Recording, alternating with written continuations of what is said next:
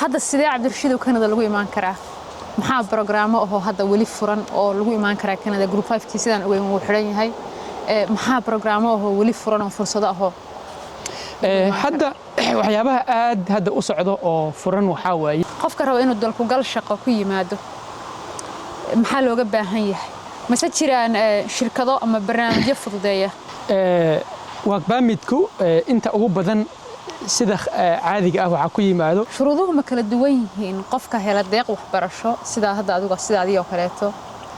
iyo qofka asaga waxbarashada iskii isaga bixin doono marka ay soo dalbanayaan waddanka ay imanayaan shuruuduhu way kala duwan yihiin السلام عليكم كلنتي وعنا وناكسن صاحبيال كسو دواده barnaamijkan gaarka ah oo aan ku wareysan doono Cabdirashiid Cali oo ah immigration consultant khabiir dhanka socdaalka ah run ahaantiina aan filayno maanta inaynu wax badan barnaamijkan kaga dhex faa'iideysano insha Allah wareysigan intuu socdo soo dhawaada ayaan idin leeyahay saaxiibayaal Cabdirashiid soo dhawo walaal ilaahay walaal waa dhawahay aad baad u mahadsan tahay barnaamijkan aad ugu mataqaaday وأنا رجينا إن كوذا فائدة إن شاء الله تعالى. وما تنتهي ولا لا. عبد الرشيد أنت أين نقدر قليل مريس جينا أو ما عرفت إن بدل ما أنت واحد بدل رعية بدل تعبان دونه بولشة ما قرنا يساعي وحياة بدل يقبه هريت. أينو وجد شباب الدونه. بالواحد وحير نلو ذاك عبد الرشيد أنت إن لك بعد خبرة ولا هذا هاي هاوشن للتالنت السعودالك. muddo intee leeg baad dadka caawinaysay aqoonta aad u leedahay intee gaarsiisan tahay ilaan walaal arintan immigrationka waxaan ku soo jiray ilaa muddo 10 sano ah waxaan haystaa shahaadada la yiraahdo immigration consultancy diploma waa program 2 sano la sameeyo oo markaad digrigaada koowaad qaadatid waa postgraduate diploma sameynaysid shaqadeedu waxa weeye dadku ayaan ka caawiyaa applicationada ayaan qoraa dadka la soo diido applicationadooda ayaan u doodaa dadka applicationadooda oo dib u dhacaan ayaan ayagana ka caawiyaa in oo applicationkooda waxa loogu dhagan yahay sababta loo haysto aan ogaano yani dacwadda dhoofinta dacwadooda dhoofinta sponsorada ah laysinkaygu waxaa la lahaa class 3 immigration license consultant marka wuxuuna ii ogolaanayaa shaqooyinka hadda kuu sheegay inaan qabto Canada immigrationka cid walba ma sameyn karto marka waa inaad license u haysatid oo schoolna u aadid imtixaan oo national examna aad u sameysid marka tababarkaas amartid kadib ayaa lagu ogolaanayaa inaad arrimaha immigrationka tala ka bixisid marka anigu ilaa 10 sano ayaan arrimahaas ku jiraa hadda waan gartay marba hadda 10 sano ku jirto khibrad aad nagu filan oo maanta looga faa'iideysto way kugu jirtaa inta haddaan ka soo tagno Cabdirashiid waxaad nala wadaagtaa bal waddankan Canada goorma timiday safarkaaga waxbarasho markaad waddanka ku cusbeeyay kuugu horeysay maxaa kugu adkaa waxyaabaha kuugu dhibka badnaa maxaa kamid ahaa sideed uga soo gudubtay caqabadaha markasta qofku cusub yahay caqabado badan buu la kulmaa sideed halkaad maanta joogtay ku soo gaadhay ilhaan waddanku waxaan imaaday 2010kii markaas anigoo ka soo qalin jabiyay iskuulka dugsiga sare oo high schoolka loo yaqaano waxaan ku soo degay magaalada Toronto Ontario Canada marka iyada waxaan ku yimaaday deeq waxbarasho markaan soo yimaaday isbuuc kadib jaamacad ayaan hor ka bilaabay marka digriigayga koowaad waxaan ka soo qaatay jaamacad ku taala Toronto waxaan bartay xirfadda xisaabinta oo loo yaqaano accounting 2013 markii ahayd ayaan u soo wareegay gobolkan Alberta magaaladan Edmonton halkaas oo aan ka bilaabay shaqooyinka gaaska iyo saliidda meelaha laga qodo sababtoo ah waddankan markaad timaadid wax walba aad baratid haddii aadan haysan kambaniyo iyo bulsho iyo dad ku taageero way adag tahay waxyaabihii aad baratay xitaa haddaa waddankan ku baratay inaad shaqo ku heshid markaas Toronto shaqo waan ka waayay Edmonton markaan imaado laftirkeed shaqo waan ka waayay marka waxay danta igu kaliftay oo aan helay wixii markaas igu horeeyay oo aan heli karay waxay ahayd shaqada oo meelaha saliidda laga qodo aniga oo ka bilaabay halkaas iyada shaqo oo xamaali ah xoogsata ah muddo 3 sano 4 sano ayaan shaqooyinkaas hayay kadib waxaan bilaabay shahaadadayda masterka anigoo sii wato qaybta xisaabinta accountingka so master of accounting ayaan waxaan ka qaatay jaamacadda University of Alberta kadib shaqadayda koowaad waxaan ka bilaabay xirfadda waxaan soo bartay dowladda dhexe ee Canada hay'adeeda canshuurta oo loo yaqaan Canada Revenue Agency halkaas oo aan kaga shaqeeyay dib u eegista canshuuraadka ay xareeyaan ganacsatada dalka Canada kadib muddo 5 sano markaan qolyaha la shaqeeyay waxaan ka qaatay xirfadeeda trainingka loo yaqaano Chartered Professional Accountancy Canada wada professionalada waa la ilaaliyaa marka shaqadaadu iyo waxbarashadaadu waa inay labaduba ay isku mid yihiin ay is waafaqsan yihiin adigoo accounting soo bartay hadaa xamaali ka shaqeynaysid laguma siinayo laysinka accountingka ilaa aad soo baratid waxa aad ilaa aad ku shaqeysid xirfadda accountingka sababta waxa la rabaa inaad shaqadaadu iyo waxbarashadaada labaduba ay is waafaqaan marka company dowladda dhexe markaan shaqada la bilaabay Canada Revenue Agency waxay siiyeen tababarkii xirfadda accountingka ee shaqada ah halkaas ayaan ku tababartay kadib imtixaanka loo yaqaano Chartered Professional Accountancy ayaan qoray alxamdulillah waan ku guuleystay hadda waxaan haystaa shahaadada accounting oo master ah iyo Chartered Accountancy Professional oo laysinkeeda ah kadib waxaan shaqo u sii bilaabay dowladda gobolka anigoo hadda ah senior manager waxaana ahay la taliye dhanka oo canshuuraadka programyada wasaaradda maaliyadda ay sameeyso soo canshuuraadka ayaan ka siiyaa talo dowladda Alberta oo ah taladaas oo ah markii shuruucda oo ku saabsan canshuuraadka shuruucda ku saabsan programyada dhan ee maaliyadda ay dhaqan galiso wixii sharciyada ku saabsan dhan ayaan tala ka siiyaa dowladda marka waqtiyadeeda kalena shaqada aan soo dhameeyo oo weekendida oo kale waxaan imaadaa xafiiskayga oo Zaad Immigration hadda aad soo aragtay halkaas oo aan bulshada ku caawiyo arrimaha immigrationka oo sidaan u soo sharaxay applicationada diyaarintooda u doodista qofka applicationkiisa la soo diiday raacfaanka waxyaabahaas oo dhan ayaan sameeyaa qofka applicationka ka soo daahay marka howlahaas ayaan sameeyaa marka caqabado badan waan la kulmay xaqiiqdii oo aniga ku sheegay inaan waxaan bartay shaqo aan ku helo caqabado badan ayaan kala kulmay waxbarashada laftirkeed wadankan aad ayay u dhib badan ayadaaba ahba in iskuulkii aad digatid oo ka soo baxdid yaa aad u dhib badan marka caqabado badan ayaan kala kulmay oo ah imtixaanaad qaar inay kugu soo laabtaan wixii aad baratay inaad shaqo ku helin inaadan haysan qof la taliye ah oo adiga ku fahmi karo marka waxyaabahaas oo dhan caqabado badan aan kala kulmay alxamdulillah laakiin sabir badan dadaal badan waan ka soo gudbinay hadda alxamdulillah meel waxaan joogaa aan jeclaan lahaa oo aan ku fikray inaan tago iyo hadda aan joogaa alxamdulillah ma sha Allah hanbaliyo ayaan ku leeyahay Cabdirashiidow Canada wali ma tahay dal fursado badan leh dad badan oo wadanka ka maqan wali waxay Canada u haystaan inay tahay dal qofku nolosha markuu soo tago uu horay ka heli karo ma garanaysaa deganaansho shaqo sahlan gawaari lacag iyo nolol aad u qurux badan xaqiiqada Canada ka jirta ma taas baa mise waxa jiro waaqic kale oo ay tahay qofku inuu ku soo talagalo ugu yaraan ama maaragtay uu ku soo tashado ilhaanay wallahi markan Canada imaanayay kulay waxaan ku soo barbaaray xero qaxooti marka la igu yiri deeq waxbarasho ay heshay Canada ayaa u jeedaa wallahi sawir waxa ii sawirnaa oo Canada inay tahay amal jannadii adduunka camal in waxaan u haystay sariirtayda baran aan taabanayo oo caanaha ay iimaanayaan oo cunnada ay iimaanayso oo gawaarida ay aniga banaanka igu sugayaan laakiin xaqiiqdii markaan imaaday caqabado badan ayaan la kulmay gabadha soo dhaweysay Iiraaniyad ayay ahayd marka saan u sheekaysanayna maalinkii dambe waxay igu tiri Cabdirashiidow ay baan leeyahay oo subaxii waan u soo qobeeyaa marka cunno wax way soo karin jirtay wallahi habeen dhan aan cunnada isiisay iska matajinay marka anigoo marka ku sii dheeraanayna jawaabta Canada horta waxa laga aaminsan yahay marka inta la imaanin waa horta wax aanan jirin sababta waa adduunkaas oo haddana walaal uunan kaaga soo horin sida badan ganacsi adiga oo walaalaha ama dad ehel ay haystaan kaaga soo horeynin waa wadan shisheeye wadan qurbo waaye luqadiina ay kala duwan tahay xitaa hadaa luqada Ingiriiska aad garanaysid in accentigooda iyo waxooda aad fahamto dhibaato kale waa cimilada way dhib badan tahay cunnadooda way naga duwan tahay marka dhibaatooyin badan ayaa jiro laakiin haddaan si guud ah oga hadlo Canada waa dal fursad badan taalo anigana marxaati u ah sababtoo ah markaan imaanayay inaan yar baan ahaa oo markaas high school ka soo dhameeyay oo haddana xero qaxooti ka imaaday oo wax ehel ah ama qaraabo ah ama dad kaleeto oo caawinaad ah aan haysan marka kulli safarka dheer aan soo maray sabar badan dadaal badan waxay ku tusinaysaa in qofku uu gaari karo guulo laakiin waxay u baahan tahay sabar fara badan talo fara badan dulqaad dadaal laakiin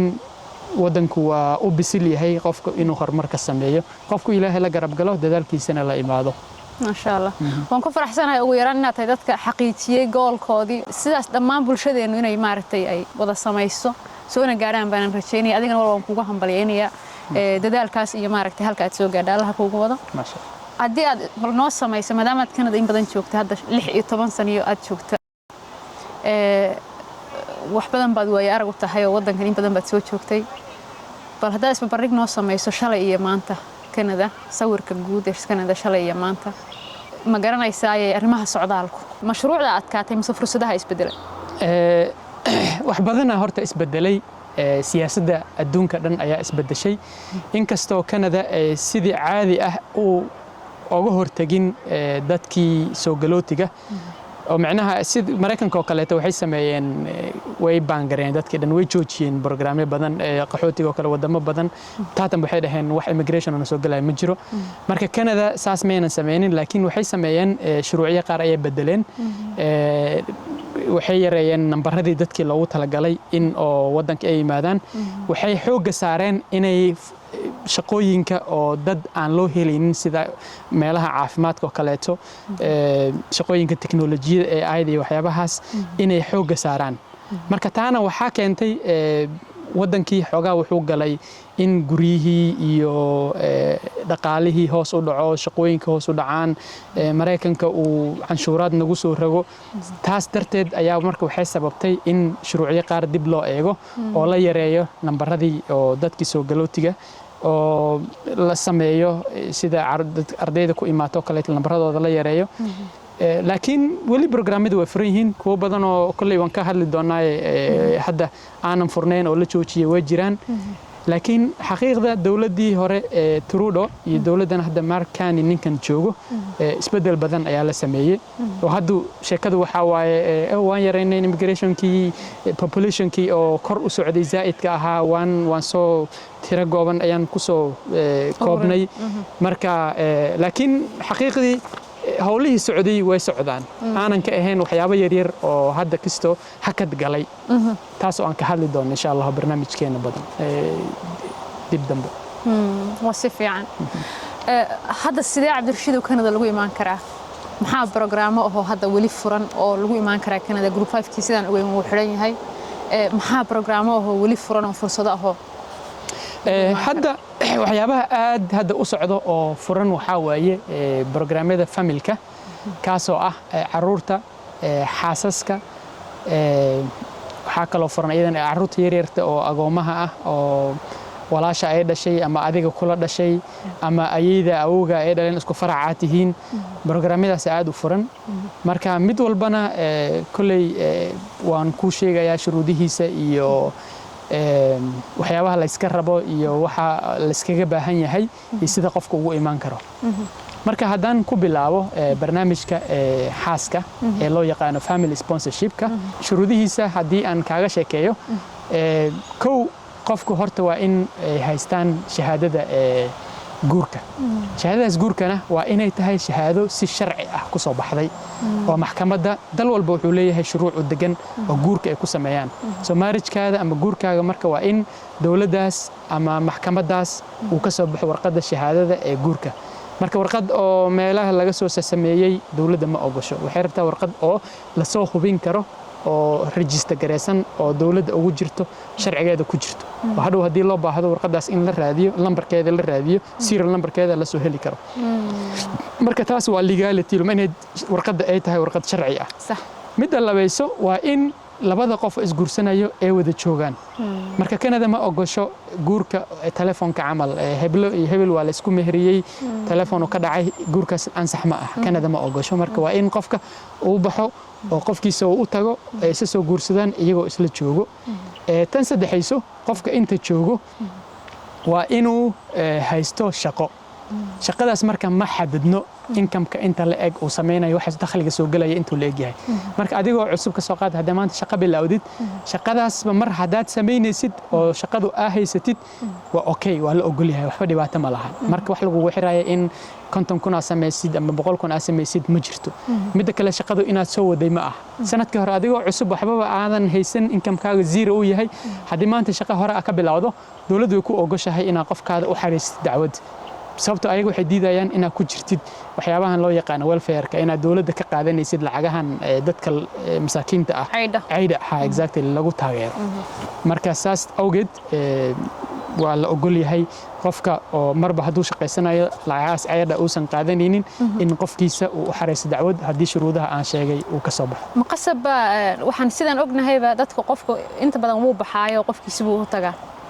ma jiraan fursado kale oo qofka lacag hadduu qofkiisa hore u soo sheeganin inuu hadda sheegan karo oo kaleeto mise waxa qasab markasta qofka inuu baxo ilhaanay qasab ma ah qofka inuu baxo ka soo qaad waxaan ka hadlayaa guurkii hore u sii jiray sida caadiga ah ee dawladdu sharcigeeda ku qoran qofku markuu wadanka imaanayo waxa sharci kaneeda ku qoran in familkiisa walaalihiisa hooyadiisa xaaskiisa caruurtiisa dhammaan dadka asaga uu ka yahay mas'uul inuu applicationkiisa uu ku sheegto oo uu ku sharaxo oo dhaho dadkan uu wada sheego laakiin waxa dhacday ما هذا الشيء يعني dad badan oo sida qaxootiga ugu badan oo dadkooda aanan sheegan sababtoo ah dadka qaxootiga ma haystaan fursadaha dadka inta jooga ay haystaan sida la taliyaasha oo qof sharciga u ah khabiir sare u ah ma haystaan because waxay joogaan sida badan meel oo qaxooti ah oo kaam ah oo aan lahayn waxbarasho oo sharciga ka nada dad aqoon ama u leh access u leh aysan haysan marka saa darteed wali sharcigaas waxa la lahaa ninkii hore ee Soomaaliga ahaa Axmed Xuseen ayaa ka dhaadhiciyay mar uu ahaa wasiirka oo arrimaha socdaalka uu ahaa ayuu wuxuu dhaqangeliyay in dadka laga daayo sharcigaas ah in qofka uu sheegto qofkiisa uusan keensan karin sababtoo ah sharciga wuxuu ahaa haddii aadan sheegan qofkaada laguma ogolaanayo inaad keensatid marka dadkii qaxootiga marka waxay iska imaanayaan meel kaamay tagayaan ama UN-kay tagayaan ama qof oo iska deriska loo tagi foomka loo baxbuuxinaya asaga magaciisa la loo qori meelihii familka dhan buu iska dhaafayaan waxba kuma qorayaan waxba ma sheegayaan sababtoo isaga ilaa wax loo xareynaya marka wuxuu dhahayaa sponsorkan ama applicationkan aniga le waaye marka familkayga igula ma jiraan marka sidoo darteed familkii wuxuu dhahayaa maxamed haysti no iska qoraya inta markuu imaado sharciga waxa la hadaa familkaada sheeganin xaq uma lihid inaad keensatid marka isaga maadaama Soomaalidii uu la hadlay sida kulay aan ku maqlay aniga isaga kama maqlay meel ku qorantan ma arag laakiin sida la ii sheegay wuxuu dad badan ayaa u sheegay xaqiiqada jirto marka saas darteed marka sharciga marka waxay bilaabeen policy yar dhanbaal ay soo saareen ay dhahayaan dadka qaxootiga ku imaaday waxa laga daynayaa sharciga dhahayo haddii dadkaada aadan sheeganin wali waa keensan kartaa marka aad u soo socday 2020 ilaa 2021 ee bilaabatay in dadka laga daayo sharciga dhahayo dadkaada haddaadan sheeganin ma keensan kartid marka hadda waxay ku eg tahay bishan 9aad 2026 ayay ku eg tahay dadka sharcigaas yar oo ku meel gaarka ahaa oo dadka looga daynayo in dadkooda ayagoonan sheeganin ay keensan karaan marka hadda qofkaaga inaad u tagtid oo aad sawir la soo gashid ama inaad sheegatid qasab ma haddii guurkaada hore u sii jiray oo aad heli karta caddayn in qoftii iyo adiga aad wada joogtaan sababtoo ah waxay fiiriyaan badanaa leen waxa kaliya oo dadka kala saaraya inay wada joogaan oo xaas ay yihiin waxa way caddaynta waa sawirada isla gasheen cunada isla cuntiin jawiga isla qaadanaysaan fariimaha isku dirtaan lacagaha isku taageertaan waxyaabahaas caddayntaas haddaad heli kartid qofkaaga haddii hore uusan kugu qornayn ama caruur adeer dhasho ahaa ama xaaskaada ahayd hadda waxay dawladda ogashahay in qofkaas aad keensatid oo aad adigoonan u laabanba oo horena aadan u sheegan marka waxaa jirta intaas yar oo macnaha dawladda dambaalkaas yar ee uga dhaaftay dadka marka dambaalkaas waxa tir wuxuu ku egyahay sanadkan buu ku egyahay waxa ها بيش سجالات لبادو كن لاتين يعني فرصة وحي كويك تهي السنة كم بيش سجالات لبادو كن إن application كلا ديرو مرة application كدير لديرو عادي واي مرة لبادان بلود هذا بيش ده مرينا يبيش ديت حدي application كذا أدير سيد لقوم ويدينا محقق كان وشيء ويدي أسوق قرن ويدي مرة هذه group 5 أكو إماتة for example تسالهن أما عاد برنامج قحوتي أكو إماتة وقف كذا هراء أوسن كو قرنين حتى واد قرن كرت الدولة دوكم مرة هسه محقق أسوق شيء ويدي مرة هراء صح لكن سيد عادي أخف كذا وإن تقول لا بتدو aad sawiradii wixii aad la soo gashay laakiin inta yar oo hadda laga daayay sheegistu waxa weeyaan in aad listaa sax oo si fiican hadaan laabanin sawiradii hore la isticmaalo ka war haduu qofku u laabanin oo sawiradii hore uu isticmaalo ay hore u wada galeen oo yiraahdo waagaasan isguursanay sawiradanadina waa kuwana mana aynan ku qorneen markii hore mana inay qorneen okay haddii aysan ku qorneen marka horeeto wax inta kaliya hadda aan ogahay waa bolisigaas ah oo dadka qaxootiga u furan haddii marka guurkaagii hore uusan laakiin sharciyan haddii uu sax u yahay oo warqadii guurka ah haysatid sawiraantii ah haysatid oo wixii caddayn oo dhan ah haysatid oo aad isla nooleedeen iyadana inaad isla nooleedeen iyadana caddayn kartid sababtoo ah qofku waa ugu yaraan 12 bilood inaad isla nooleedeen haddii common law ku xareynaysid haddii guur ahaan ku xareynaysidna si sharciyan ah inaad isku guurstiin waayo oo warqadiina guurka la xaqiijin karo marka shuruucdaas hadaa buuxiso maxaa farqi u dhaxeeya common law iyo guurka common law waxa weeye waa guurka aanan sharciyeysnayn laakiin labada qof ay ku heshiiyeen inay wada noolaadaan oo nolol ay wada dhistaan marka waa in muddo 12 bilood ah ay wada joogaan oo hal meel ay ku wada noolaadaan oo meel ka soo wada toosayeen sida oo warqadda liiska la dhaho guriga aad ku wada kiraysateen in la heli karo ama haddii guri aad wada leedihiin ku wada noolaadeen oo kaleeto ayadana oo caruurada isku dhasheen oo kaleeto ilaa 12 bilood camal isla joogteen qofku inuu meeshaas ku noolaa oo kale dokumentiya oo ku qornaa adresskaas oo kale la heli karo marka 12 bilood isla noolaadeen waxa weeye waa okay waa common law waa ku xareysan kartaa waa ayadana fursad kaleeto oo qasab ahayn in warqadda guurka aad soo samaysato oo ka saamixi karto shuruudaha caruurta iyaguna bal wax nooga sheeg ma inaad adigu dhashay ba qasab ah mise kuwa aadan lalin xataa waad keenin kartaa mar dhawaad waxaad ka dhawaajisay halka ka dhaxdhansanay in maaragtay caruurta ehelkaaga aad keeni karto sidoo kale iyaguna ma inaad hore u soo sheegatay ba qasab mise hadda waad sheegan kartaa caruurtu haddii ay ku dhashaan adigoo muwaadin kanadiyaan ah sharciga waxay ku helayaan dhaxal marka mar adigoo ka soo qaad Canada hadaad sharci ka haysto permanent residentiga ma aha kan oo deganaanshaha rasmiga waxaan ka hadlayaa muwaadinimada citizenka adigoo ah hadaa ilmo dibadda ku dhasho ilmahaas dhaxal ay ku helayaan sharciga marka meel walba ay joogaan ayagana waa Canadian citizen waa laakiin in loo dalbo waayo ilmaha dhasho adigoo deganaansho rasmi haysto ka soo qaad markaas hadda imaad wadanka permanent resident ay ku siinayaan oo ah fiisada oo deganaashada rasmiga ah taa adigoo haysto hadaa ilmo dibadda ku dhasho ilmahaas ma noqonayaan Canadian ma noqonayaan sharciga lama siinayo sida kaliya ay sharciga ku helayaan waxa waaye inaad sponsortid oo sponsor u xareysid marka ilmaha sponsor marka u xareysid markuu wadanka imaado ayuu sharciga asagana hadii marka wadanka imaado adiga sharci haysto uu imaado isagana sharciga waa loo dalbi karaa caadi waay oo inuu 3 sano sugo sida dadka waaweyn oo kale lama baahna hadii laakiin da'diisu waa inay ka yar tahay sharciga markii loo xareynayo da'diisu waa inay ka yar tahay 22 sano soo ilmahaaga haduu dibadda joogo oo adigu aad dhashay da'diisu 22 sano ay ka yar tahay sharciga waad u xareyn kartaa sponsor inuu wadanka aakinsatid laakiin adiguna waa inaad shaqaysid shaqadaaduna sidii markii hore aan sharaxay familka kuma xirno cadad waa in wax ku soo galo oo noloshaada maareyn kartid mar hadaad noloshaada maareyn kartid ilmahaaga waa lagu ogolyahay inaad kaysid isagana da'diisu ay ka yar tahay 22 sano waxa tiri hadii aad deganaansho permanent residence aad haysto banaan ku dhasho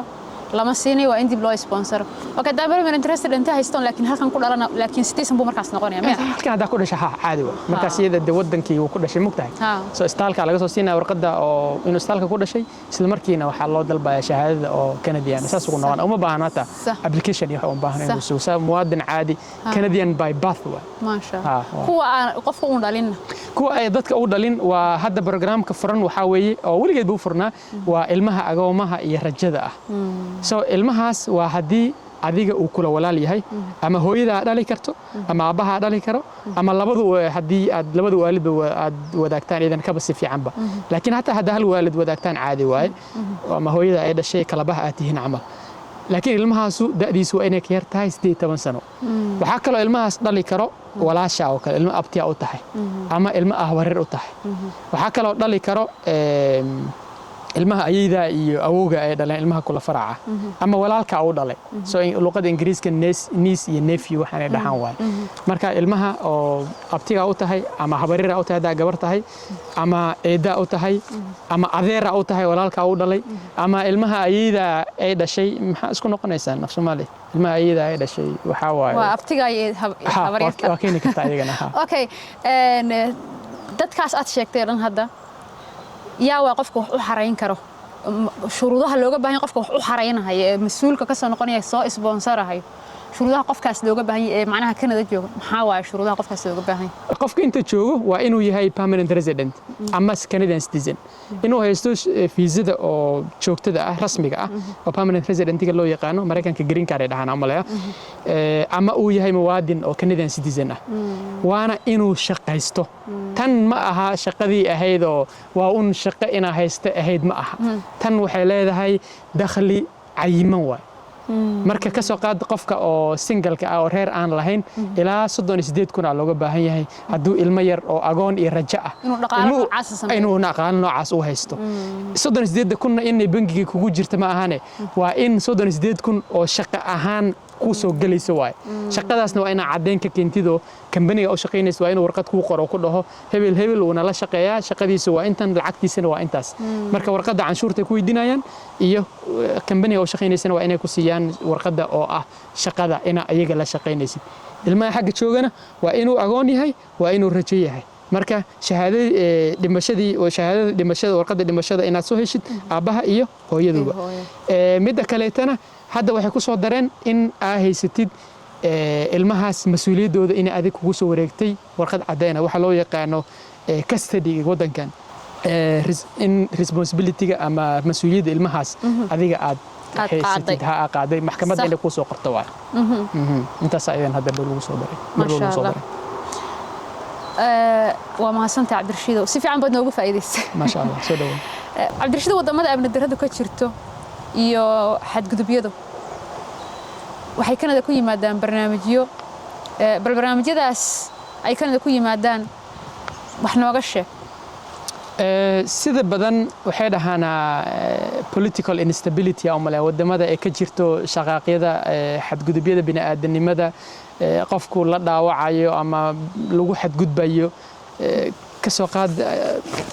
inaan ka hadlo maraba laakiin wadamo waxaa jiro ogoleen macnaha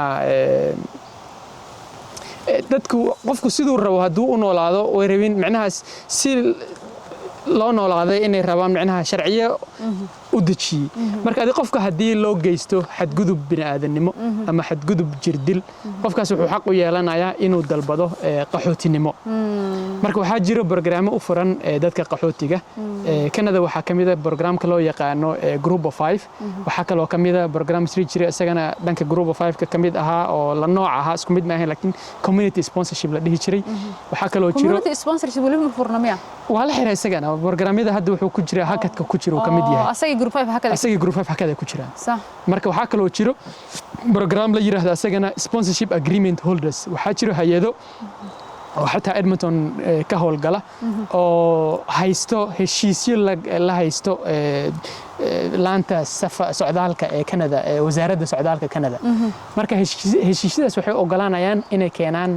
dad qaxooti ah wadanka Canada marka barnaamijyadaas qaxootiga ee loogu talagalay dadka tacadiga loo geystay iyo dadka oo wadamadooda ay burbureen sida oo dagaalka sokeeyo sida Soomaaliya oo kaleeto ka jirtay marka barnaamijyadaas ayaa u furan marka Group of 5 oo kaleeto waxa waaye sponsorship oo dad private ah oo muwaadiniin isku imaaday ilaa 5 qof iyo ka badan isku imaaday oo doonaya inay keenaan qof qaxooti ah wadanka Canada sax taasoo ah ayadana shuruudo badan ay leedahay 5 qof 3 kamid ah waa inay shaqeyso qofkaas la keenayna waa inuu haysto kaarka qaxootiga ee rasmiga ah warqada asylum-ka ma aha sax marka saddexda qof ay shaqeynayso waa inay haystaan dhaqaale ku filan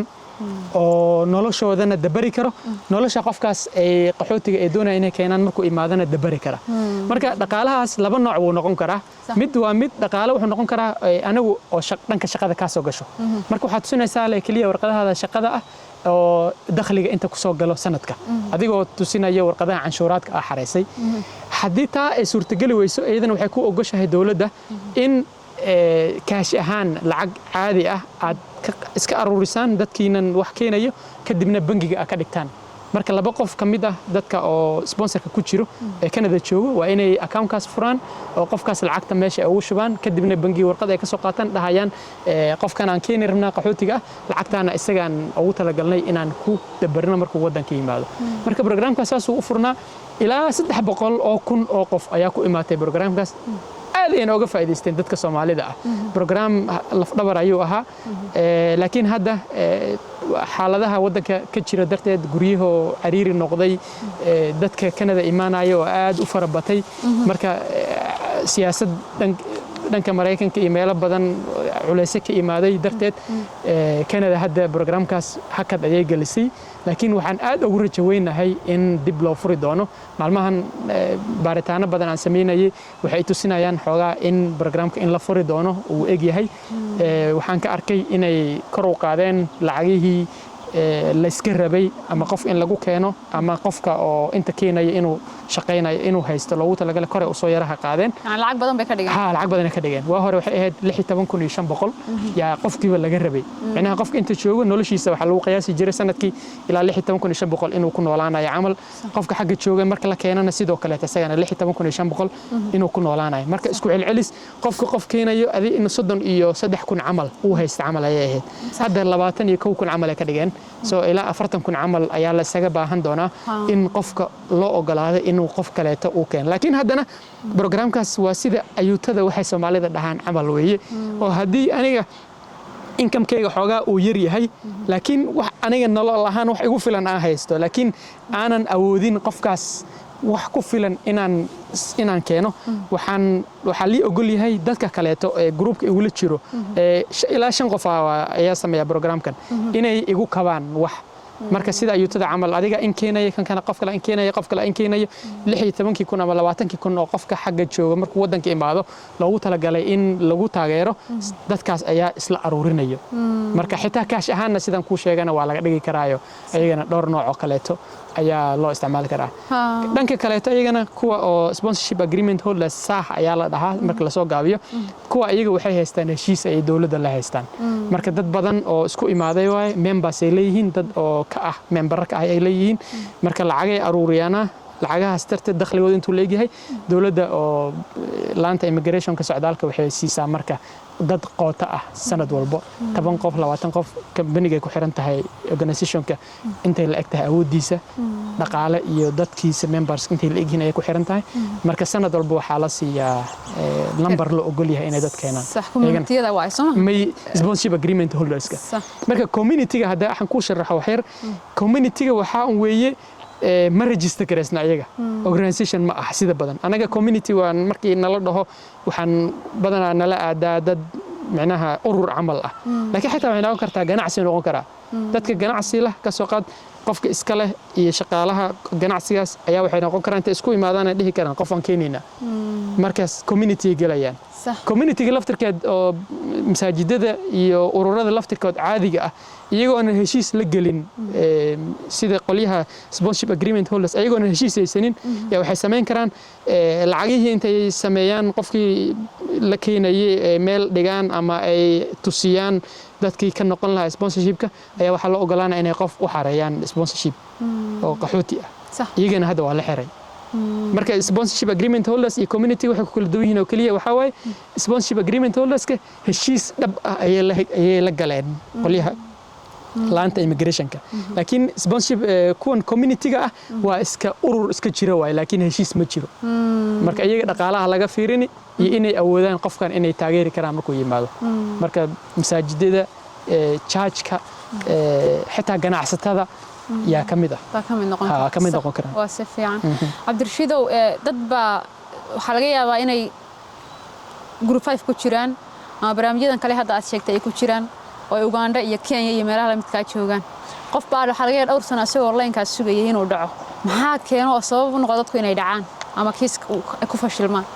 ilhaan horta maalmahan sababtoo ah xaaladaha immigration-ka waxaa la saaray qootaa loo sameeyey macnaha waa la xadiday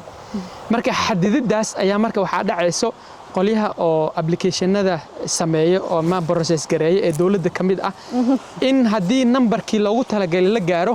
ee isku da'aan in numberkii aynan ka kormarin marka marwar qaar qofkii waxaa arkaysaa asagoo shuruucdii dhan buuxiyey oo qaxooti ah oo laga yaabo xaradaas qaxootiga inuu ku dhashayba in kiiskiisa la diido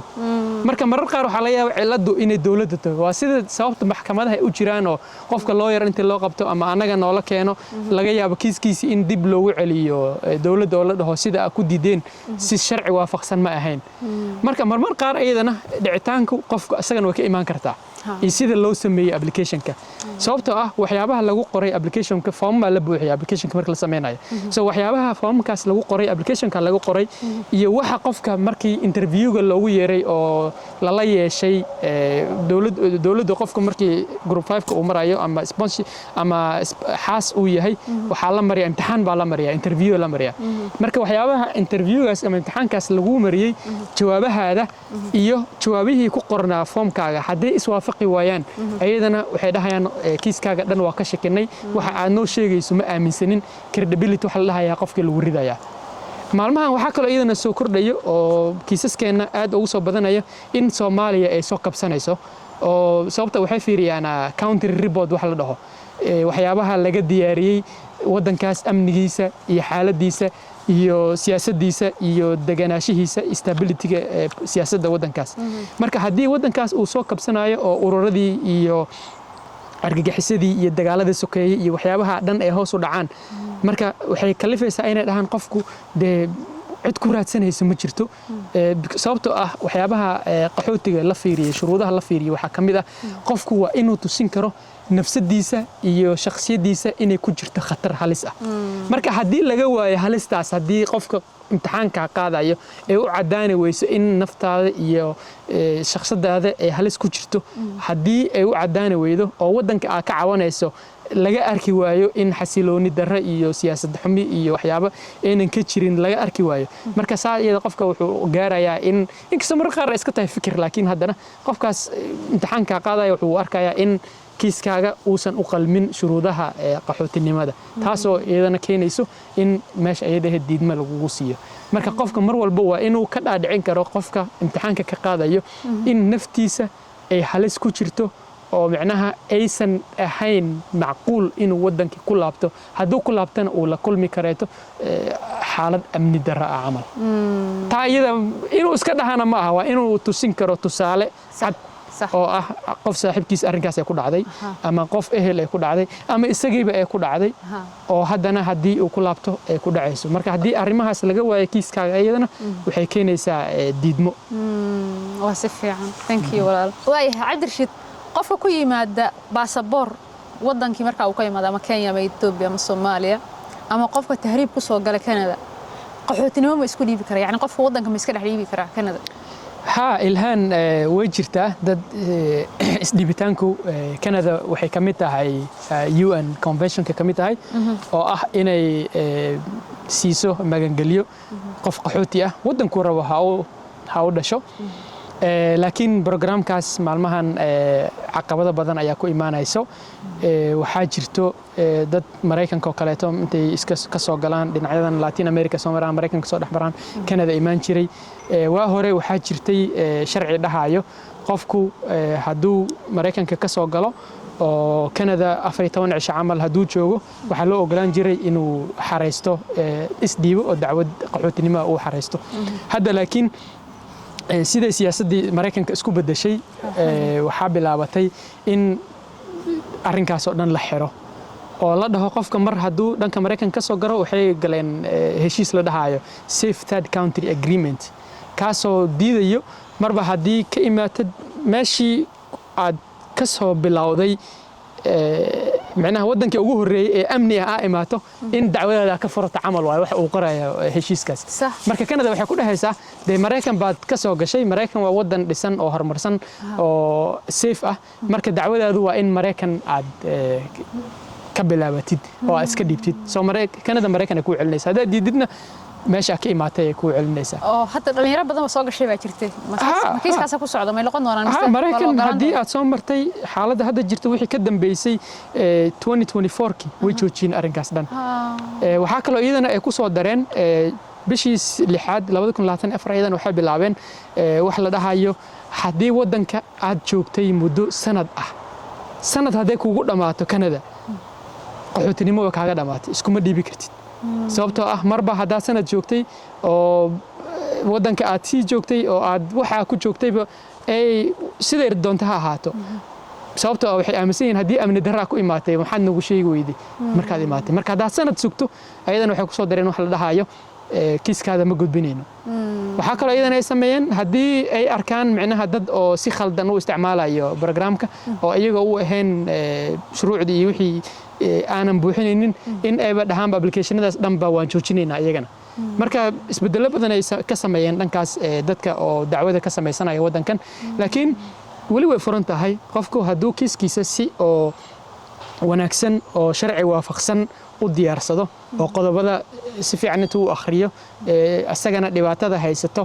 oo ku aadiyo qodobada sharciga wixii dhan is waafaqaan soo claimkiisa waa macquul inuu sharci ku helo haduu waa la dhageysanayaa qolyahan immigrationka ayaa waxay sameynayaan dhageysi dacwada la dhageysanaya haday ku qancaan dacwadaada waxay ku siinayaan warqad oo oganaasho magangeliyo waxa loo yaqaan protection status refugee protection status marka taa waxay ku ogolaanaysaa marka in sharciga permanent residentiga deganaanshaha rasmiga ah ku dalbatid laakiin hadii lagu diido nasiib xumo oo dacwadaada hore u socon weydo markaas ayada ah waxaad furan kartaa oo lagu ogol yahay waxa loo yaqaan racfaanka appeal oo ah ayaga dawladda dhexdeeda laan waxa jirta oo madax banaan oo u xil saaran arrimaha racfaanka oo dadka qaxootiga la soo diido laakiin qaxootigaas ma aha qaxootiga dibadda ma aha waa qaxootiga inta iska dhiibay qaxootiga dibadda waan ka sheekayn doonaa racfaan ma laha wax kale oo maxkamada ay leeyihiin marka racfaanka inta dadka oo inta iska dhiibay kiiskooda marka la diiday racfaankaas ay xareystaan muddo 15 bari ay haystaan inay racfaankooda ay dalbadaan waana laan kamid ah laakiin madax banaan kuwa dacwadaada dhageystay waxa la refugee appeals division Allah so refugee appeals division ka ayaa dacwadaada racfaankaada u gudbisanaysa way dhageysanayaan ayagana mana ku soo gudbin kartid mana ku soo dari kartid wax cusub waxay dhageysanayaan oo kaliya dacwadaada in si sax ah go'aan looga gaaray oo cadaalad ah marka hadii arkaan cadaalad darro haday arkaan kiiska dib ay u celinayaan ama iyaga waxay taa ku siinayaan warqadda oo amniga marka warqadda amniga hadii lagu siiyo oo lagu dhaho okay qof oo refugee protection ayaa tahay kadib warqadda waxaad dalbanaysaa rasmiga permanent resident loo yaqaan hadii racfaankaas ku guuleysan weydo iyadana waxa haysataa waa midda ayadana ay ka sameeyeen group of 5ka group of 5ka hadii la soo diido racfaankan yar oo dawladda ah ma haysatid laakiin waxa haysataa fursad aad maxkamadda ku tagtid oo aad ugu bandhigtid kiiskaada in loo soo diiday si sharci darro ah soo maxkamadda marka waxa loo yaqaan luqadda immigrationka judicial review soo judicial reviewgaas applicationkaas ah ayaa xareysanaysa judicial reviewgaas hadii marka waxa la fiirinayaa oo kaliya diidmadaada inay tahay diidmo si sharci darro ah soo sharciga la eegayaan soo hadii loo ogaado in si sharci darro ay tahay kadib dawladda dib loogu celinaya xallaha kiisaas sida ku soo diideen si sharci waafaqsan ma ahan waa inaad dib processing ugu celisaan marka dawladda haday arkaan in waxan si khaldan u aha markaas qofkii waxa laga yaabaa inay sharciga ayagoona waxba interview waxba aan maran sharciga sidii ay ku siiyaan ama hadii loo baahdo interview kale iyo caafimaad kale hadii caafimaadka ka dhacay dib ugu celiyaan sidaas qofka sharcigiisa lagu siiyo qofka rabo inuu dalku gal shaqo ku yimaado maxaa looga baahan yahay mase jiraan shirkado ama barnaamijyo fududeeya waagbaamidku inta ugu badan sida caadiga ah waxa ku yimaado dadka raadinayo dadka loo rabo shaqooyinka macnaha temporary-ga ah ama shaqooyinka ku meel gaarka ah oo sida dadka beeraleyda oo kaleeto kaalimaha shidaalka oo kaleeto meelaha kafeeyada oo kaleeto shaqooyinkaas badanaa looma helo dad ku filan sababtoo marar qaar kor ay u kacayaan zaid dadka loo baahan yahay laga yaabo beeralayda oo kale waqtiyada oo beeraha la abuuray dad fara badan oo zaid hal mar inay u baahdaan kafeeyada oo kaleeto waqtiyada xafladaha iyo sida World Cup kale ay jiraan iyo hoteelada oo kaleeto baahidooda inay kor u kacdo marka saas darteed dadka wadanka jooga baahidaas inta badan hal mar ma dabooli karo marka saas darteed waxaa loo furay programkan loo yaqaano temporary work permit foreign workers marka taasoo ah shaqaalaha oo ku meel gaarka ah marka work permitku qofku markuu yimaado waxaa badanaa dalbado kambaniyo inta joogo kambanigu waa inuu dalbado warqad loo yaqaano LMIA u taagan Labor Market Impact Assessment marka qofkaas waa adi ogolaasho loo ogolaanayo inuu qof muwaadin dalka ahayn dibadda ka keeno uu shaqo u siiyo marka kambanigaas marka wuxuu sameynayaa shaqadii uu xayisiini wuxuu gelinayaa meelaha shaqooyinka lagu xayisiyo haddii uu waayo qof shaqadaas qaato marka wuxuu ka dalbanayaa laanta oo u xilsaaran xaaladaha economic social development u xilsaaran shaqaalaysiinta wadanka dalka ayuu ka dalbanayaa warqadii LMIA ahayd inay siiyaan soo warqadii haddii la siiyo oo loo ogolaado marka warqadaas marka loo ogolaado inuu keeni karo qof oo dalka dibadiisa muwaadin ahayn wadanka shaqadaas uu siin karo marka shaqadii ayuu siinayaa qofka job offer-ka ayuu siinayaa oo ah qofkii dibadda joogay ama Kenya ha ahaado ama Soomaaliya ha ahaado ama wadan kale ha ahaado ya job offer-ka la siinaya shaqadii markii la siiyo qofkii marka shaqadii uu marka ku dalbanaya fiisadii marka wuxuu dhahayaa kambanigan ayaa isoo dalbaday shaqo i siiyay marka waxaan rabaa inaan dalkii Canada soo galo soo dalka inaan soo gashana fiisa u baahan tahay soo shaqadii la siiyay darteed ayuu ku dalbanayaa marka fiisadii marka saas qofka marka wuxuu ku yimaaday work permit hadda maalmahan sida badan Soomaalida way ka faa'iideystaana waxaan aragnaa dadka xalaalada kale because hilibka la jarayo way dhib badan tahay shaqadaas qofkii markii qof shaqaale loo helo waxay markuu shaqeeyo shaqo kale ayuu ka raadsanayaa oo ka tagay marka way ku adag tahay inay helaan dad oo si joogto ah ugu shaqeeya maqaaxidaha kamid ah waxa kamid ah dukaamada kamid ah marka way dalbadaan dukaanka Soomaalida ama midka xalaalka uu dalban karaa in shaqaale loo keeno oo loo keenaysa haddii warqadaas marka hore waa two step way waa labo waxaad maraysaa wadada koowaad waa inaa warqadii LMIA-da aad soo hesho Labor Market Impact Assessment-ga sababta warqadaas waxay dawladdu waa inuu hubiso in la waayay qof muwaadin Canada joogo oo shaqadaas qabto marka warqadaas waxay ku sahlay waxay dawladda u isticmaalaysaa hubinayso in shaqadan loo waayay qof Canada joogo inuu qabto marka waxaad tusinaysaa xayisiintii aad gelisay inta muddada la eg qof raadinaysay shaqadii wixii lacag ahaan u bixinaysid waxa soo dhan ku qaxaysa markay la ogaado in shaqadan qof qaato la waaye ayay markaa ku dhahaysaa okay this is your certificate of LMIA markaas certificate-kaas markay helaan oo loo ogolaado inay qof dibadda ka keensan karaan qofkii dibadda joogay ay markaa shaqadii siinayaan qofkii dibadda joogay shaqadii marka la siiyo asoo shaqadii haysto marka job offer-kii ay marka wuxuu ku dalbanayaa fiisihii oo wadanka marka uu ku soo gal lahaa oo isagoo dhahayo shaqan uu aadaya Canada sida family visit-ka ama dalxiiska oo kaleeto qofka rabo inuu ku yimaado dalxiis ama family visit asagoo dan kale kala hayn Canada ma inta imaado wadanihiisa ka qabsado intuu doono joogo ma laaban kara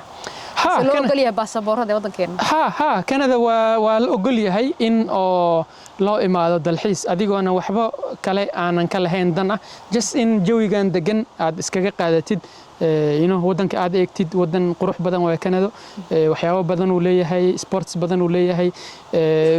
dadkuna qofkuna shaqadiisa iyo hawlihiisa markuu uu ku soo daalo badana wuxuu jecel yahay inuu wadan kaleeto oo hawlihiisa ka duwan uu jawi degan ku soo qaato marka Canada way jiraan fiisooyinka way furan yihiin shuruudaha marka qofkaas laga raba shuruudaha ugu muhiimsan waa in qofka uu tusini karo in wadankii marka waqtigiisa ee u dhamaad because fiisada waqti xadidan waay bil 2 bil 3 bil waay marka waqtigaas xadidan markay ku dhamaato ina wadankii ka laabanaysid cadeyn ah inaad tusin kartid dawladda waay cadeyntaasna siyaabaha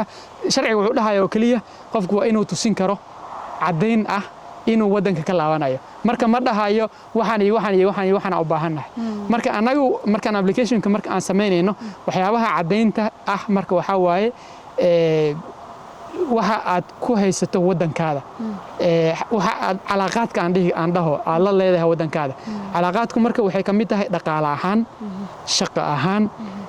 community-ga xitaa familka sababtoo ah waa waxyaabaha kugu kalifaya inaad waddankaada joogto waa reerkaaga waa carruurtaada waa shaqadaada waa hantidaada maguurtada ah waa community-gaada waa volunteering aad samayso marka waxyaabahaas weeye waxyaabaha caddaynaya sharciga dhahayo in waddanka aad ka laabanaysid caddaynta tusinayso inaad tusisid marka waxyaabaha ka mid ah waxaa waaye qofka markuu shaqaynayo oo kaleeto hadduu ka soo qaato shaqadiisa muddo kooban oo ah ka soo qaad 2 isbuuc 3 isbuuc 4 isbuuc 1 bil 2 bil camal muddadaas kooban waxay tusinaysaa qofka markay u dhamaato muddadiisa inuu u laabanayo shaqadiisa fasax uu shaqada ka soo qaadanaya bil camal marka taas ayaa tusinaysa sharciga dhahayo caddaynna tusi in waddanka aad ka laabanaysid marka waxyaabahaas ayaa ka mid ah caddaynta marka qof baagamundo ah oo waddankiisa micnaha waxba aanan ku lahayn oo calaaqaad ah dhanka shaqo dhanka hanti dhanka waxbarasho dhanka community-ga iyo hantida maguurtada ah dadkaas ayay badanaa ku adkaaneen because waxay ka baqayaan inay isdhiibaan oo qaxootinimo iyo waxyaabaha noocaas ah ay dalbadaan ama sharcigii ahaa in waddanka 3 bilood iyo 2 bilood fiisada markay ku dhamaato inaad ka laabato uusan qofkii uusan dhaqangelinin marka haddii su'aashaada ahayd baasaboorka Soomaaliga ma lagu iman karaa way adag tahay sababtoo ah Canada baasaboorka Soomaaliya fiisa ma saarto sababtoo ah sida badan inkastoo hadda waddankeena uu soo kabanayo oo sida haday aan oga hadlay dad badan oo dacwad u xareysneed kiiskooda loo diidayo sababtoo ah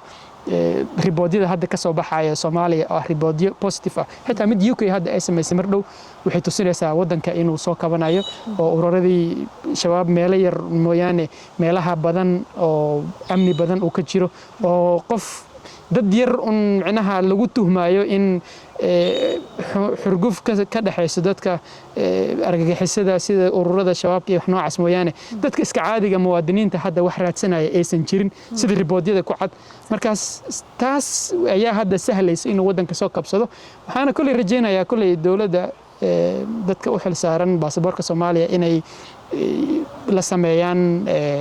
dawladda Canada wada hadal la sameeyaan ayagoo u micnaha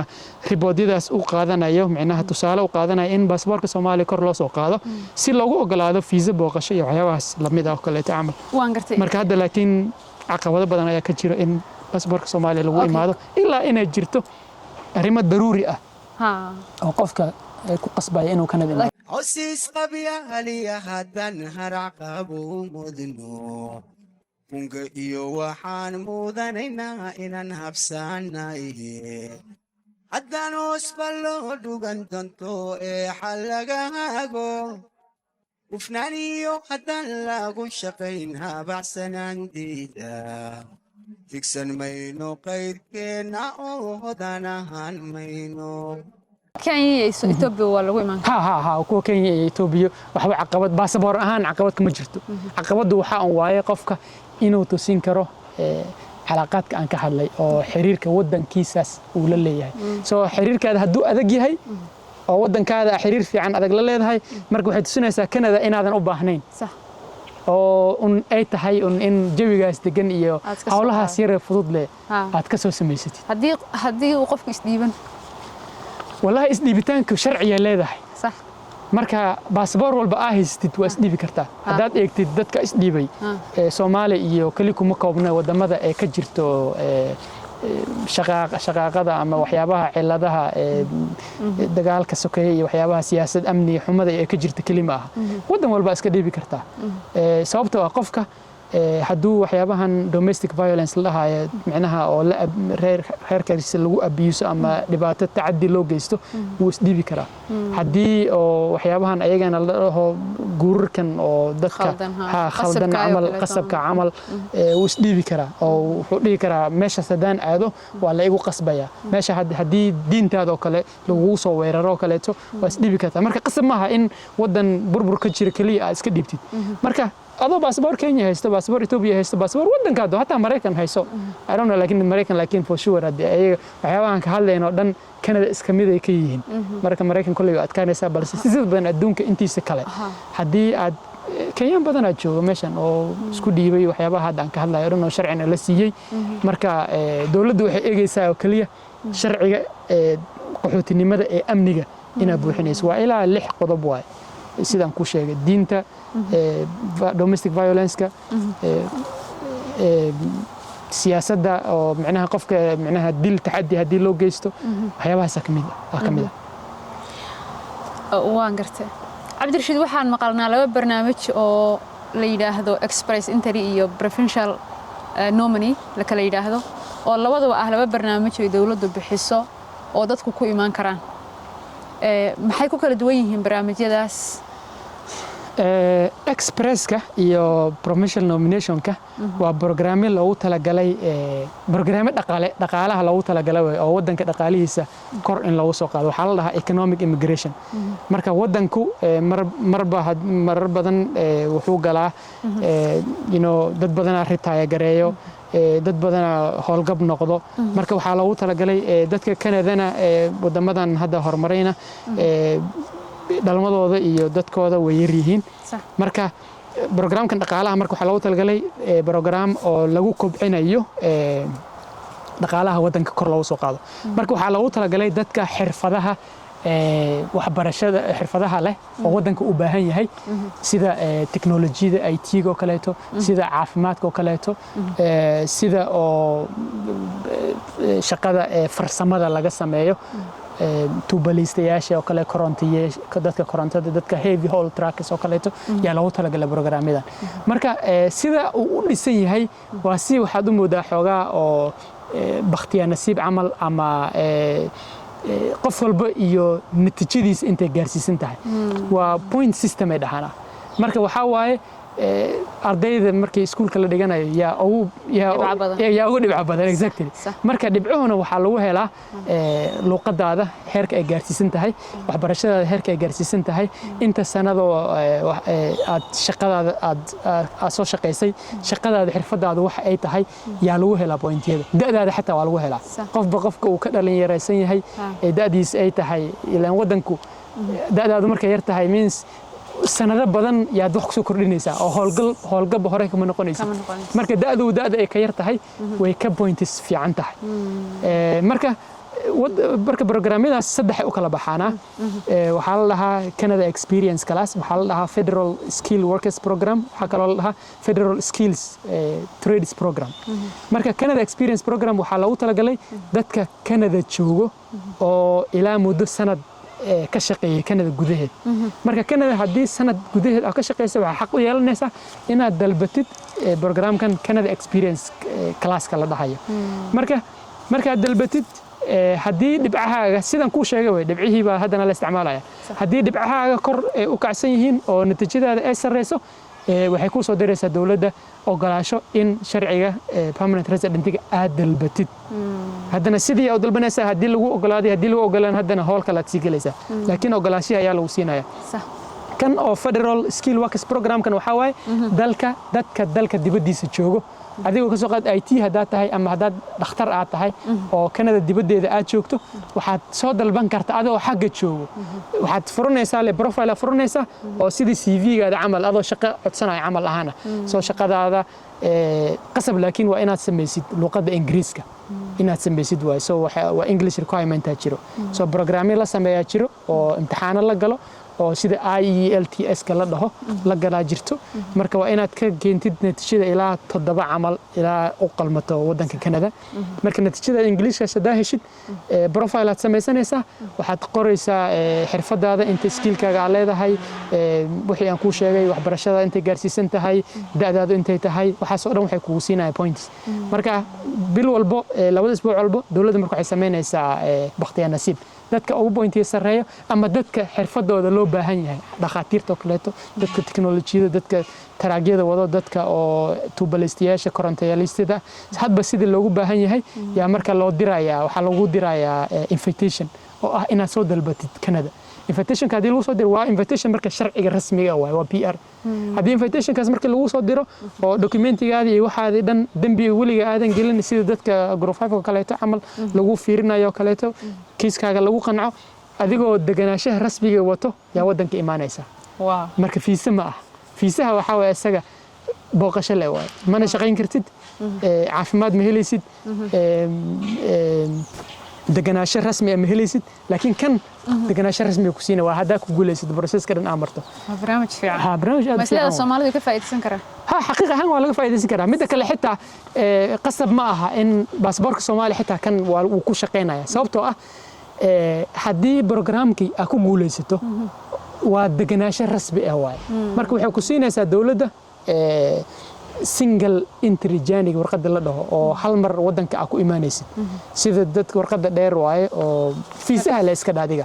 fiisaha oo rasmiga ah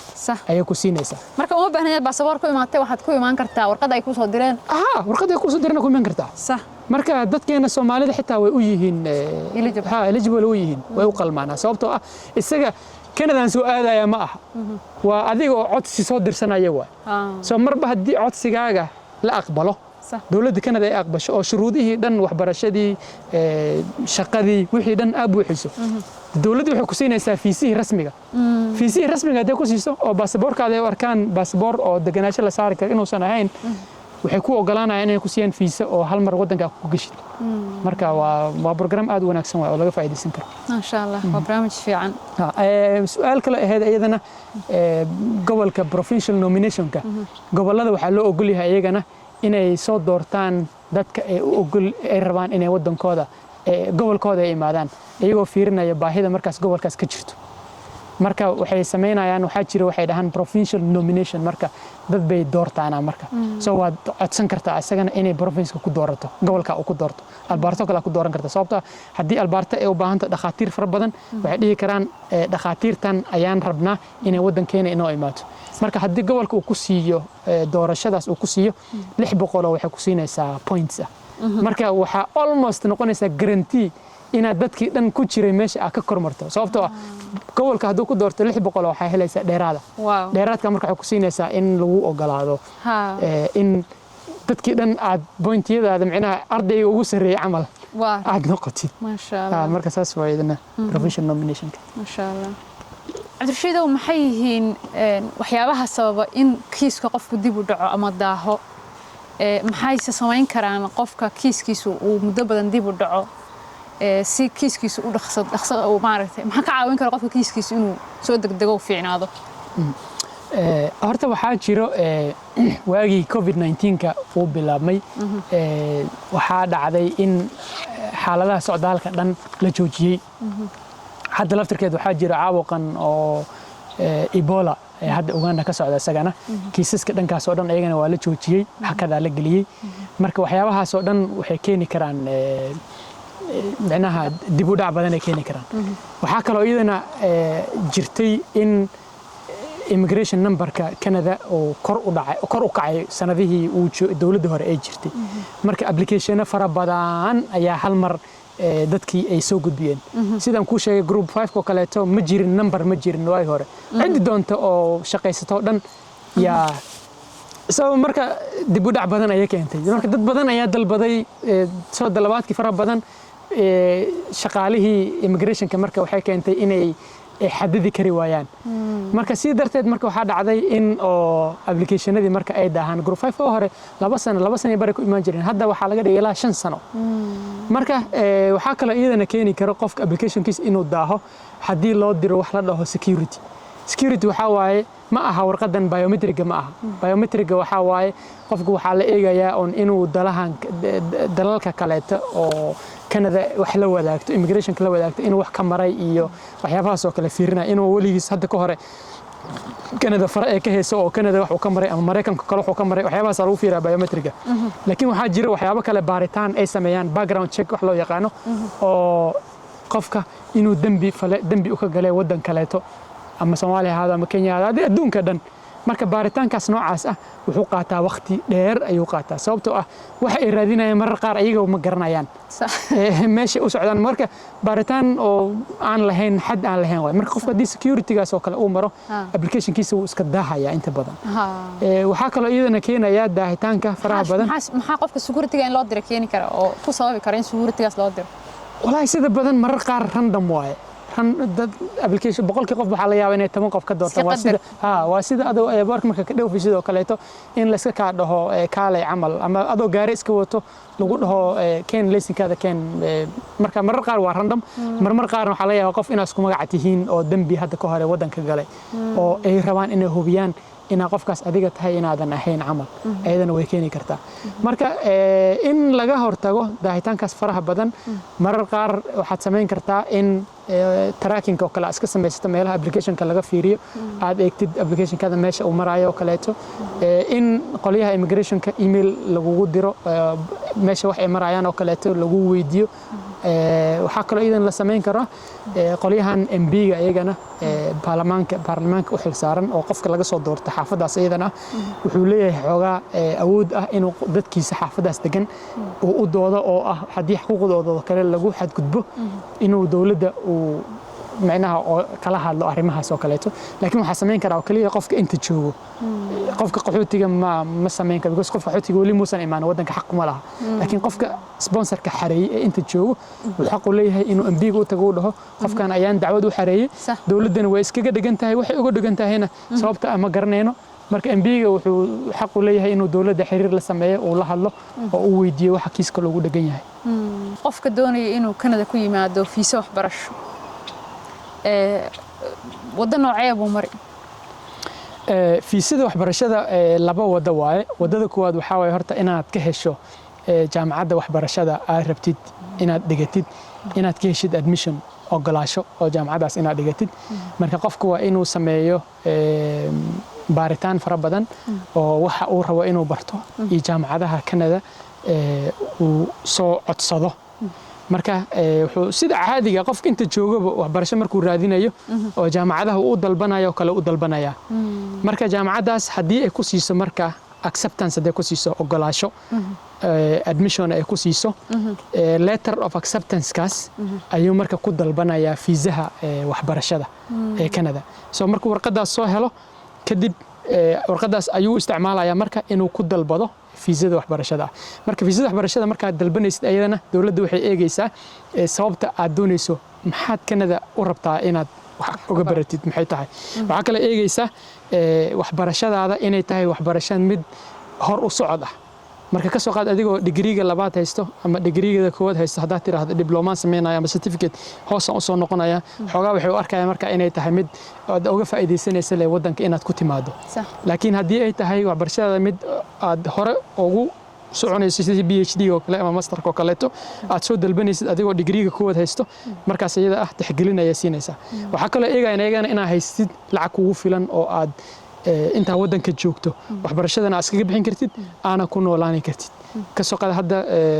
sanadka ugu horeeto lacagta ay fiiriyaan oo qofka ardayga ah ee Canada imaanayo waa ilaa lacag 23,000 lacag ku dhawaay oo dollar marka barnaamijka waxbarashada waa barnaamij aad qaali u ah laakiin wuxuu leeyahay waxyaabo kaleeto oo hadhow ayaan ka hadli doonaa waxyaabo kaleeto oo uu ku siinayso sababtoo ah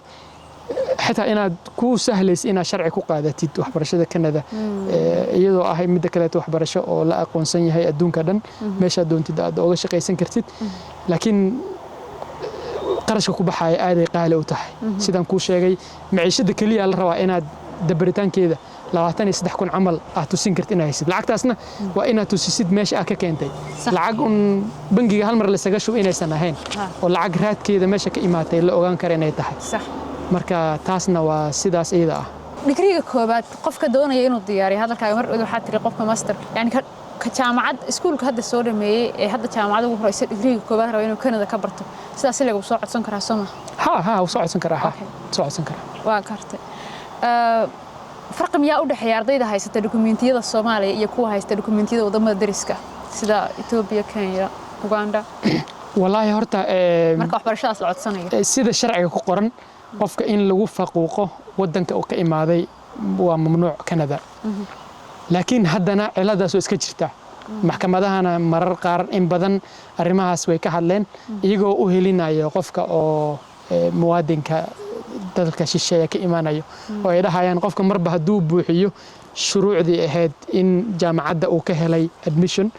in lagu diido wadan saboola ka imaatay ama wadan sidan ah cilad leh ayaa ka imaatay fiisaha loogu diido waa cadaalad darro marka laakiin haddana fiisa marba hadday ahayn fiisa rasmi ah oo permanent resident ay ahayn mar walba qofka officaaga ah ee kanadiyaanka ah ee applicationkaas inuu go'aanka gaara ah wuxuu sharciga laasim ooga dhigayaa inuu hubiyo qofkaas markii howlihiisa ay u dhamaadaan howlihiisa waxbarasho ama howlihiisa booqasho marba fiisada hadday ahayn fiisa rasmi ah oo ay tahay fiisa kumeel gaar ah sababta waxbarashada laftirkeed waa fiisa kumeel gaar ah waxaa la dhahaa study permit la dhahaa marka marba fiisa permit fiisa kumeel gaar hadday tahay sharciga wuxuu qorayaa qofka applicationka approve garaynayo waa inuu caddeeyo uu hubin karo qofkaas markay howlihiisa u dhamaadaan inuu wadanka ka laabanayo isagoo xitaa og hadduu waxbarashadaas dhammeeyo inuu u yeelanayo xaq oo wadanka uu uga shaqeeyo xaq oo wadanka uu sharci kaga helo isagoo xitaa og arrimahaas inay suurtagal tahay haddana wadanka sharciga wuxuu ku qasbayaa qofka inuu hubiyo inuu wadanka ka laabanayo marka baasaboorkeena Soomaaliya marka mar walba la dhaho la hubiyo qofka inuu ka laabanayo waxay fiirinayaan taariikhda dadka Soomaali imaaday oo baasaboor Soomaali ku imaaday iyo inay wadanka ka laabteen marka anaga sida badan dadka Soomaaliga marka inta imaadaan wadanku way iska jecel yihiin jawi degan caafimaad oo free ah waxbarasho tayo leh shaqo inta badan la helayo marka ma ka laabtaan marka saas darteed fiisaha waxbarashada qofka ardayga uu isku di'i karaa oo aniga ma dhahayo hadda sharci ahaan waa lagu diidayaa sababtoo ah sida maxkamadaha iyo meelaha dadka howlahan ku jiro waxayna tusinaysaa in qofka lagu faquuqin dalkiisa xaaladda ka jirta darteed fiisaha loogu diidin marba hadduu buuxiyo shuruudihii waxbarashada iyo shuruudihii dhaqaalo laakiin haddana ciladaas ah Soomaali iyo wadanka ka imaatay ma laabtaan sharciga wuxuu qorayaa qofka waa in la hubiyo inuu wadanka ka laabanayo markay howlihiisa u dhamaadaan saas darteed way ku hortaalaha marka boqolkiiba inta badan in lagu diido waa filanaysa laakiin hadda ka hore muwaadin haystay dalku galka Soomaaliya iyo dalku galka baasaboorka Soomaaliya iyo baasaboorka Turki muwaadin haystay way jirtaa oo Canada haddana la joogo oo ku imaaday waxbarasho oo sameynaya shahaadada PhD oo hadda ka hore aan u xareeyay sharci walina jooga hadda filayaan inuu wali sharciga wuxuu ku imaaday masterka hadda way dhameynayaan haddana shahaadada PhD haddana ay diyaarinaysaa inuu wadanka deganaansho ka helna waa macquul marba haddii PhD aad gaartid waxaa noqonaysaa qof loo baahan yahay oo laga maarmin marka jaamacadaha ku qaadanaya kolleejyada ku qaadanaya kambaniyada ku qaadanaya marba qof haduu shaqeynayana barnaamijyada kale aan ka soo hadlay Canada Experience iyo Federal Experience programka iyo howlahaas uu sii galayo sharciga sidii uu ku qaadanaya deeq waxbarasho ma furanta qofku inuu deeq waxbarasho wadanka ka soo dalbado Canada kadibna ay siiyaan tii hadda mar dhowaad noo sheegtay waxay ahayd qofku inuu soo iska bixinayo uu soo dalbado mid deeq waxbarasho ah oo qofku wadanku ay dawladdu lacagta ka bixinayso ma soo dalban karaa ma heli karaa way kula tahay arrimaha scholarship-ka way jiraan scholarship-ka oo bini'aadanimada aniga laftirkii scholarship aan wadanka ku imaaday scholarship walbana wuxuu leeyahay shuruudo leeyahay kuwa waxaa jiro la socdo sharciga sida midka aniga aan ku imaaday sharcigii oo Canada oo deganaashii rasmiga ahaa iyo deeqdii waxbarasho labaduba way isla socdeen marka aniga qaadanayay soo marka imaanayay permanent residentigina waa la isiyay deeqda waxbarashadana waa la isiyay college-kina waa la iga bixiyay marka deeqaha noocaas way jiraan laakiin shuruudo leeyihiin kayga kale wuxuu ahaa qofku waa inuu qaxooti yahay waa inay buundada ugu sareeyo ee B+ ka loo yaqaan uu haysto waxyaabahaas ka mid ah waa inuu imtixaanka ka baaso English oo kale la qorayay oo aan ku sheegay waa inuu ku baaso imtixaanka immigration-kana sidoo kale sharciyada immigration-kana uu buuxiyo way jiraan ayagana scholarship-yo way jiraan inkastoo hadda wax niyadeeda hadda ku soo hor aan ka sheegi karo aan ku dhihi karo programkaas furan aan ku dhihi karo aysan jirin laakiin midka haddana aan ku imaado uu furan yahay waxaa la dhahaa hay'adda bixis waxaa la dhahaa World University Service of Canada WUSC la dhahaa WUSC marka wuu furan yahay dhalinyarada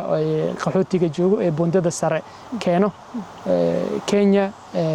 Uganda Rwanda meelo badan uu ka furan yahay marka way codsan karaan applicationadana hadaad ereyga Google-ka ku qorto wuu soo baxaya deeqal kale oo waxbarasho oo noocaas oo kale ah waa macquul inay jiraan laakiin hadda tusaalooyin aan maskaxdeeda kor ka bixin kara hadda ma jirto waan gartay shuruuduhu ma kala duwan yihiin qofka hela deeq waxbarasho sida hadda adigu sidaadii oo kaleeto iyo qofka asaga waxbarashada iskii isaga bixin doono marka ay soo dalbanayaan wadanka ay imanayaan shuruuduhu way kala duwan yihiin midka qofka iskiis iska bixinayo waa sidii aan kuu sharaxay laba wuxuu marayaa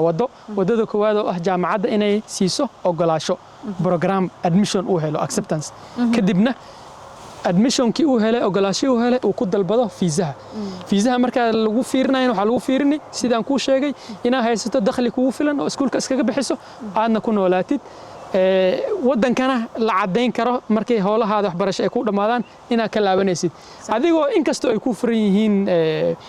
fursadooyin kaleeto oo shaqo iyo sharciba ay ku furan yihiin midda qofka deeq waxbarasho midda hadda aan ku imaado kale waxayba kamid ahayd shuruuda in oo waxbarashada iyo sharciga ay isla socdaan marka barnaamijyada kalena in waxay u baahan tahay baaritaan dheeraad la sameeyo in ayagana sharci ah ku helayso iyo in aadan ku helaynin way kala duwan tahay hadda mid waxa niyadeeda ku soo dhacday dhalinyaro badan ee ku imaadeen mar covid-kii oo kaleeto waxa loo baahday aad loogu baahday dadka caafimaadka bartay marka barnaamijyo waxay sameeyeen pilot programs oo tijaabin ah oo ay ku soo qaadayeen dadka qaxootiga ah oo laakiin haysto xirfado caafimaad haysto soo dhalinyaro badan oo hadda igu xiranaa jirto oo ku imaaday barnaamijkaas caafimaadka iyagoo ah qaxooti marka waxay sameeyeen shaqay oga raadiyeen meelaha caafimaadka wadanka ka jiro xarumaha caafimaadka shaqadii markay oga heleen qofkiina shahaadadiisii iyo wixiisii iyo qaxootinimadiisii iyagoo isticmaalayo iyo applicationka sidii lagu buuxiyay marka barnaamijka haddana xogaa hadda way adkeeyeen laakiin wali wuu jiraa marka waxay ahayd barnaamij yar oo dadka qaxootiga ee xirfadda haysto iyagoo aan loo buuxinin group 5 iyo waxyaabo kale xirfadooda ku imaanayaan oo ah waa gartay ardayda ku imaato waxbarashada Canada ku imaato sida kuwa hadda aan sheegnay oo kaleeto ama hata deeq waxbarasho ama hata qof waxbarasho soo dalbaday oo kale ma heli karaan sharciga Canadianka citizen ma heli karaan ma dalban karaan ma ahan garantiin ba aha macnaheeda maxaan ka wadaa Canada wax ku baratay sharciga ma jirto laakiin waxa jira fursado u furan qofka Canada markuu wax ku barto oo sharci uu ku heli karo fursadahaas waxa kamid ah waxay ku siinayaan warqadda shaqada ku siinayaan taasoo ay ku qiimeynayaan barnaamijka aad baratay waqtigiis intuu ahaa muddadiis intuu ahaa haddii barnaamij 2 sano aad baratay warqad shaqo oo 2 sano ku siinayaan hadduu barnaamijkaaga 4 sano ahaa warqad shaqo 4 sano ku siinayaan hadduu master ahaa masterka ilaa marar qaar 3 sano siiyana inkastoo xitaa hadduu yahay sanad ama 2 sano hadduu yahay program master because tayada qofka ayaa loo baahanaya waa sidan ku sheegayo qofka hadduu master iyo PhD uu gaaro muhiimad dheeraad oo wadankina uu ku bartay muhiimad dheeraad u yeelanaya marka waa aad baahidiis aad u badanaysa marka barnaamijyo badan uu noqonaya shuruudihiisa uu buuxinaya marka barnaamijkan ku sheegay Canada Experience Classka sidiisa waxa marka fiiriso shuruudihiisa waxa loogu talagalay dadka inta ka shaqeeyay Canada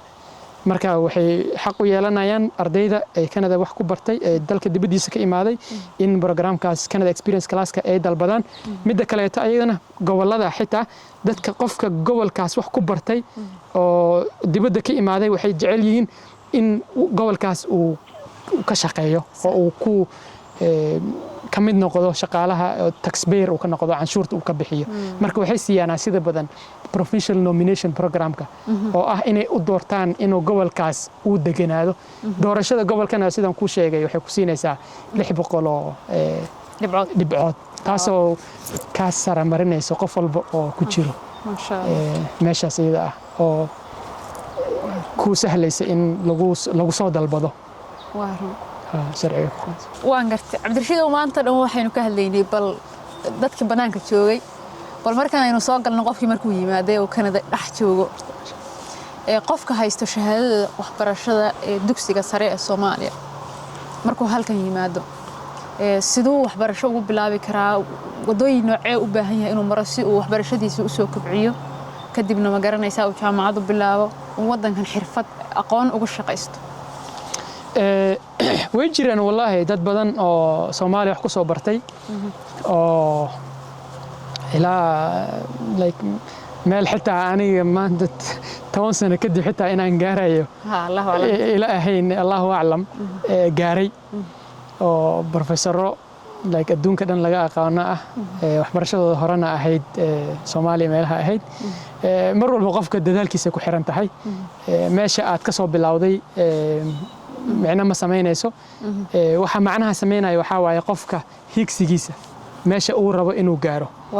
safar walbana wuxuu leeyahay wada loo maro marka wadadii hadii aad raadisid mar wadada aad heshid oo wadadii saxda ahayd aad cagta saartid waad gaaraysaa marka laakiin hadaan tusaalooyinkaas oo ku siiyo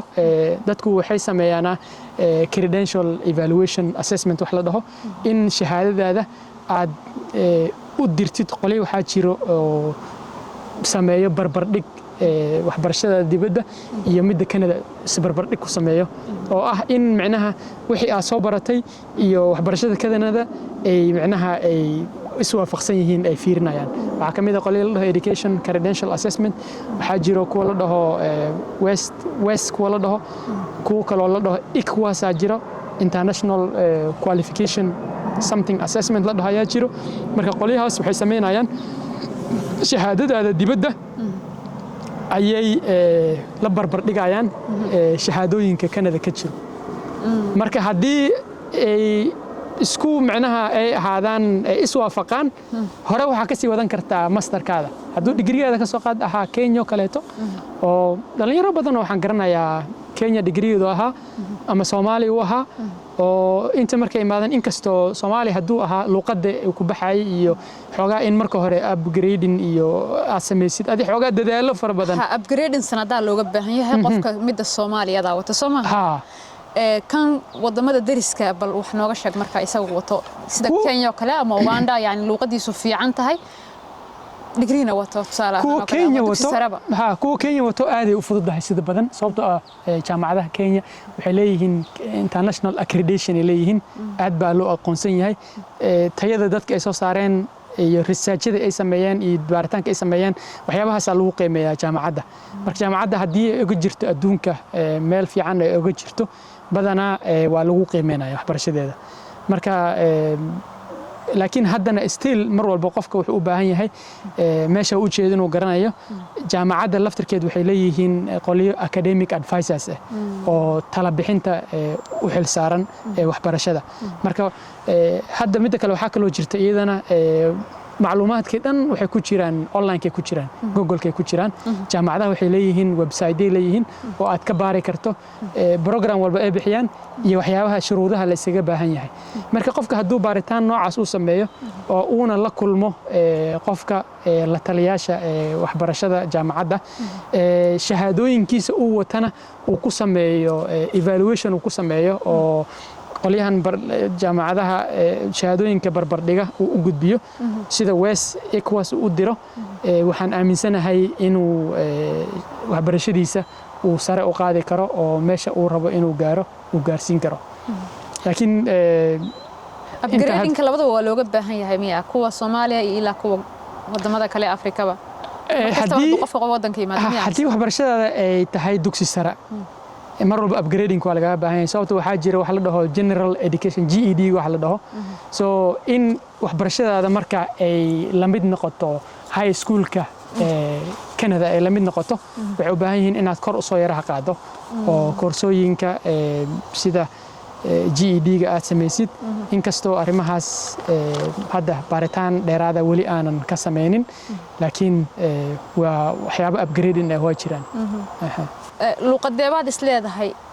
inuu qofku yaqaan ama si fiican u soo barto way tahay markuu intuuna wadanka imaanin luqaddu ilaa inteen laag bay muhiim tahay markuu rabo inuu qofku halkan waxbarasho ka bilaabo Canada laba luuqad isticmaasha luuqada koowaad iyo laba official language ayaa jiro oo ah Faransiiska iyo Ingiriiska maalmahan wali Faransiiska ayaa aad muhiim u ah lagu helaaba xitaa barnaamijyo dhan oo waxaa jira oo u furan francophones la dhaho oo Canada lagu imaan karo qofka duu Faransiiskiisa oo aad u fiican yahay laakiin luuqada Ingiriiska waa furaha wadankan weeye shaqooyinka waa laga rabaa markaad qaadanayso sharciyada laysinka waa laga rabaa maalin nololeedkaada meel walba oo aad wax ka rabtid oo dhan warqadaha ku imaanaya kulli waxay ku imaanayaan luuqada Ingiriiska ama luuqada Faransiiska marka luuqada waa furaha wadanka weeye waa waxa qofka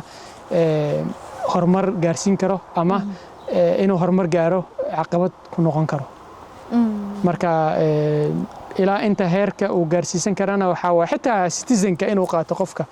oo uu noqdo muwaadin luuqada u baahan yahay inuu ilaa uu ka haysto meel sare ilaa levelka afarka la dhaho